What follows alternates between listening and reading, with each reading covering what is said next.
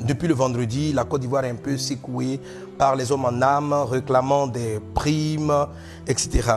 Alors pour ceux qui sont de base d'honneur et qui ont été avec nous à la veille du 31, nous ne sommes pas vraiment surpris parce que le Seigneur nous a préparés à cela. Il a dit que cette année 2017 sera une année de moisson. Notez-le, du moisson surabondante. C'est-à-dire, tout ce que quelqu'un a semé. Si vous avez semé de la rébellion, vous allez moissonner la rébellion. Si vous avez semé la division, vous allez moissonner la division. Si vous avez semé le bien, vous allez moissonner le bien. Et le Seigneur nous a dit que cette année allait être une saison de moisson. Et il donnait à la Côte d'Ivoire, aux dirigeants, aux responsables, aux hommes politiques, l'opportunité de se repentir dans le mois de janvier. Les choses que vous avez vues durant le mois de janvier, en Côte d'Ivoire ici, n'était qu'un avertissement. Je profite de cette plateforme, si Dieu fait en sorte que vous tombez sur cette vidéo, de vous dire encore, il n'est jamais trop tard de se repentir de tout ce qu'on a semé qui était négatif. Vous avez des ambitions politiques, vous avez des programmes politiques, vous avez des ambitions politiques, mais sachez-le, tout ce qu'un homme sème, il va le moissonner. On va dire souvent pour atteindre ses objectifs politiques, il faut savoir être manipulateur. Vous savez, la moisson ne trie pas. La moisson ne trie pas. Bien sûr, il y a des actes positifs que vous avez posés. Vous allez aussi en moissonner positivement. Mais tout ce que vous savez semer, tout ce que tu as semé de négatif va te revenir à la face.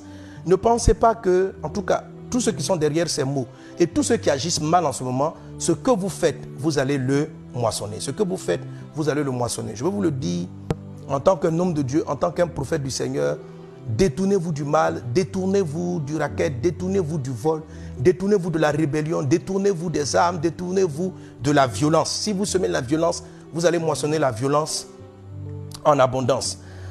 Choisissez délibérément d'être dans des actions favorables, positives, prêchez la bonne nouvelle, convertissez-vous, venez à Christ. Pour ceux qui ne sont pas encore convertis, venez à Christ. C'est l'avertissement que je vous donne. Ce que vous voyez, ce que vous entendez, ce n'est que le début de la souffrance pour les méchants. Mais ceux qui ont semé dans la justice, ceux qui se sont attachés à Dieu, ceux qui ont marché avec le Seigneur, cette année vous sera une année favorable en surabondance. Lorsqu'on sème dans un champ, si vous avez semé des épines, vous allez moissonner abondamment de plantes qui donnent des épines.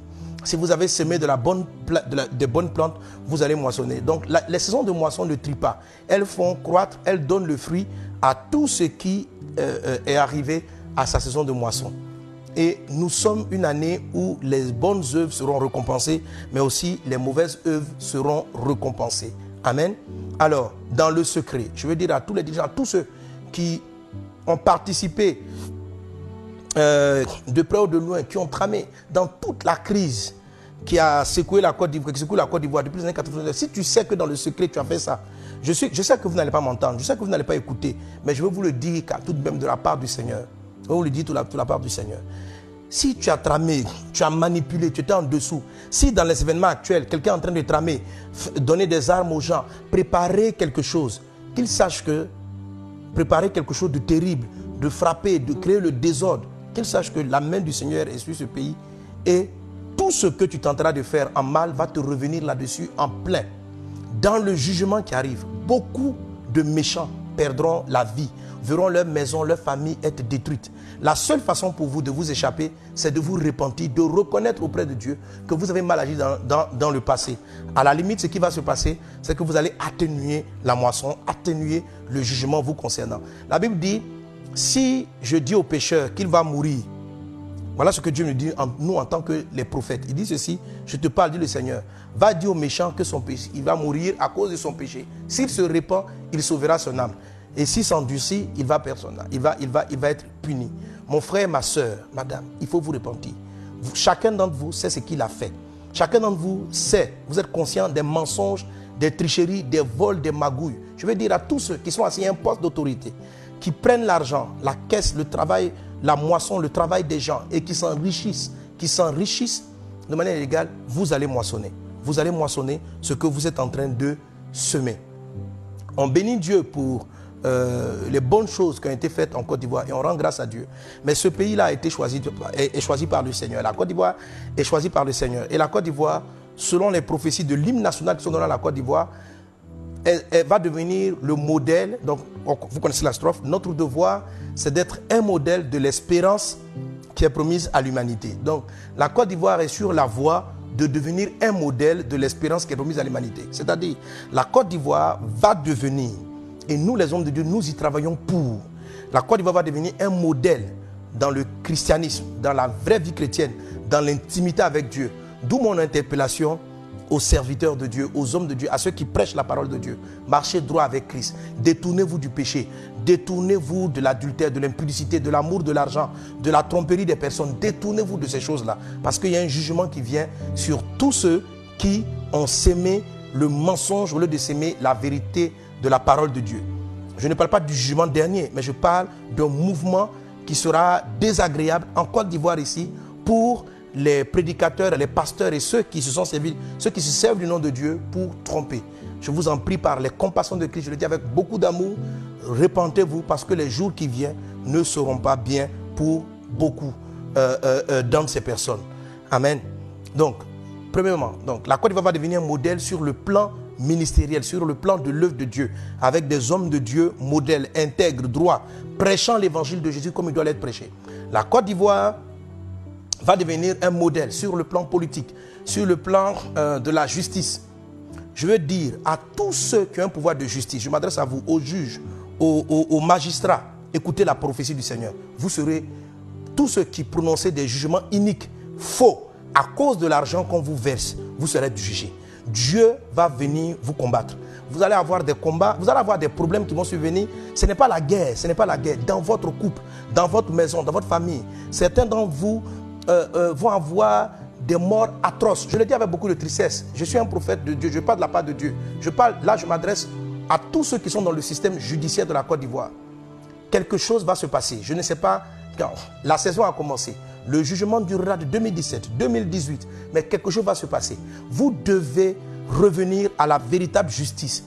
Arrêtez de faire la justice rattachée aux politiques. Ce qui est droit, dites le droit.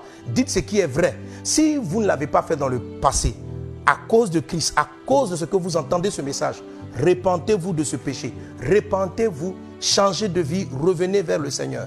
Je prophétise à tous les fonctionnaires, quel que soit le poste où vous êtes assis, si vous vous êtes positionné là et que vous prenez l'argent des gens pour pouvoir les traiter et que vous favorisez ceux qui donnent un peu plus pour les soigner, que vous refusez de traiter la population, de traiter les gens parce qu'ils n'apportent pas l'argent, que vous prenez des dessous de table, le jugement va venir. Le jugement est sur le point de se produire. Dieu va amener la Côte d'Ivoire à devenir un modèle dans son système de santé, dans son système de la sécurité.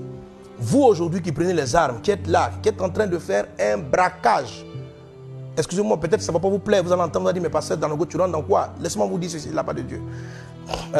Je ne sais pas ce que les gens vous ont promis.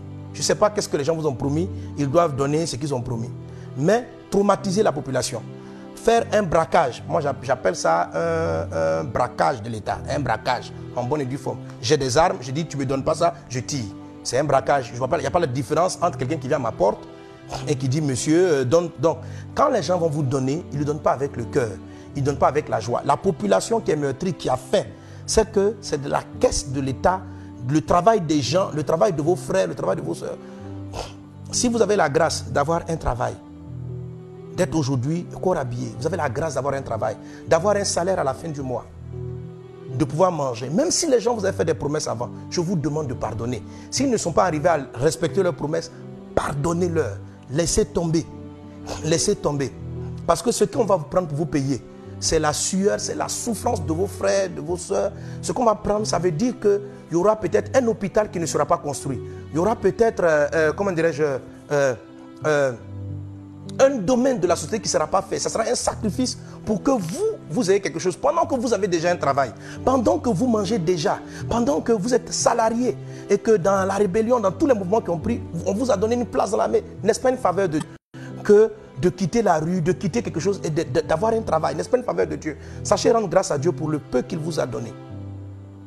Mais maintenant, parce que vous voulez trop, effectivement parce que des gens vous ont promis, ils doivent honorer leurs promesses. S'ils n'honorent pas, Dieu va les juger. Mais que Dieu va les juger aussi pour leurs promesses non tenues. Mais que vous contraignez et qu'aujourd'hui, on va les prendre et priver, je ne sais pas de quel poste ou que ce soit, ou que ce sera une dette pour le pays que la population devra payer.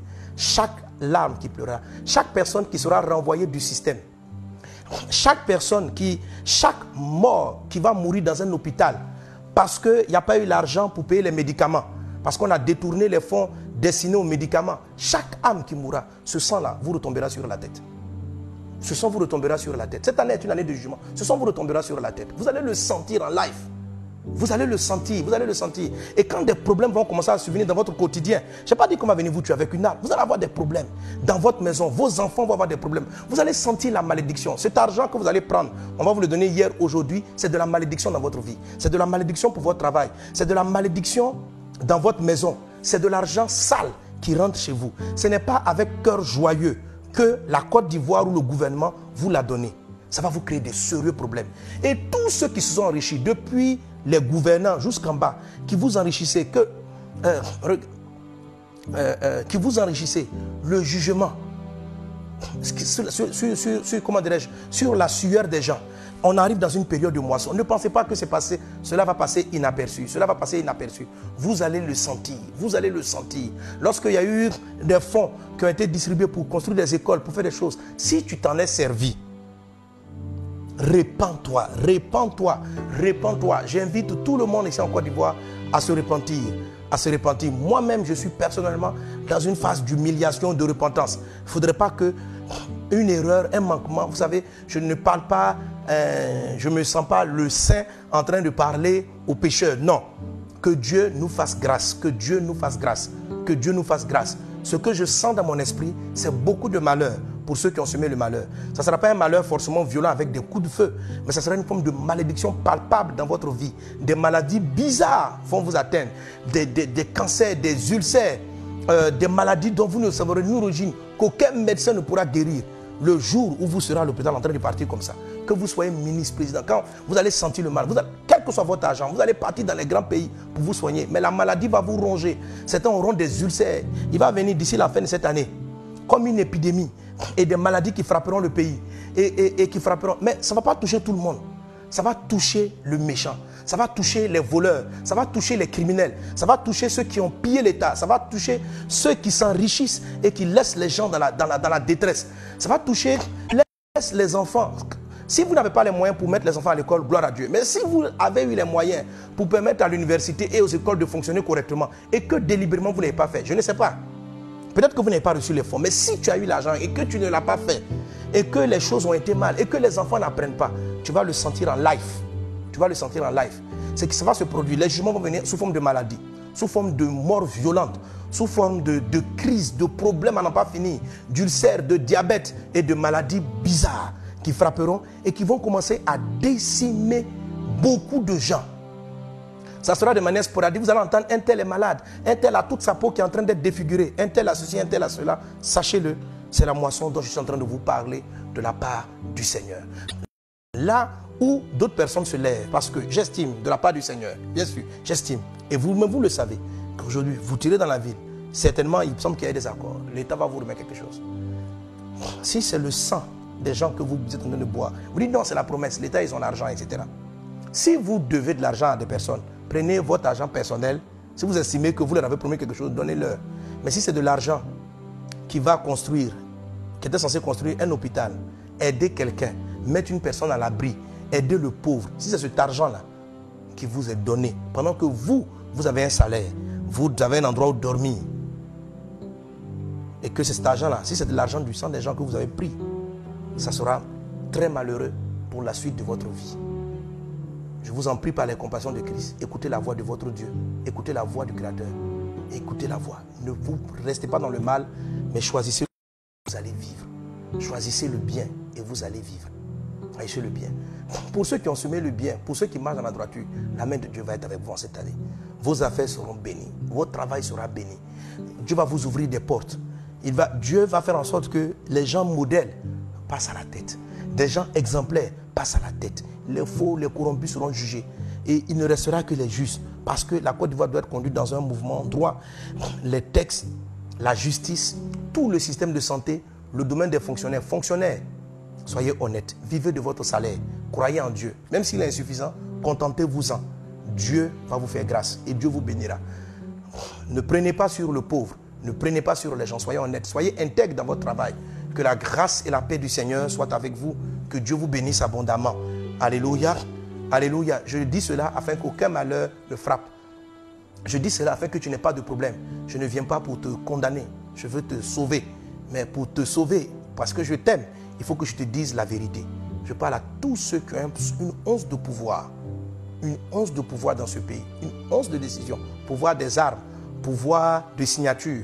Pouvoir de quoi que ce soit. Veillez à ce que votre travail soit fait dans l'honnêteté. Corps habillé, policier, veillez à être droit.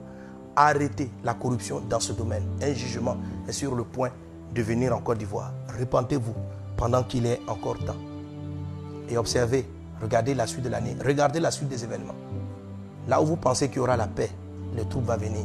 Là où vous pensez que les choses vont s'apaiser, le trouble va venir. Les confusions viendront. Mais ceux qui sont justes seront comme mis à part, seront comme épargnés, seront protégés, seront gardés.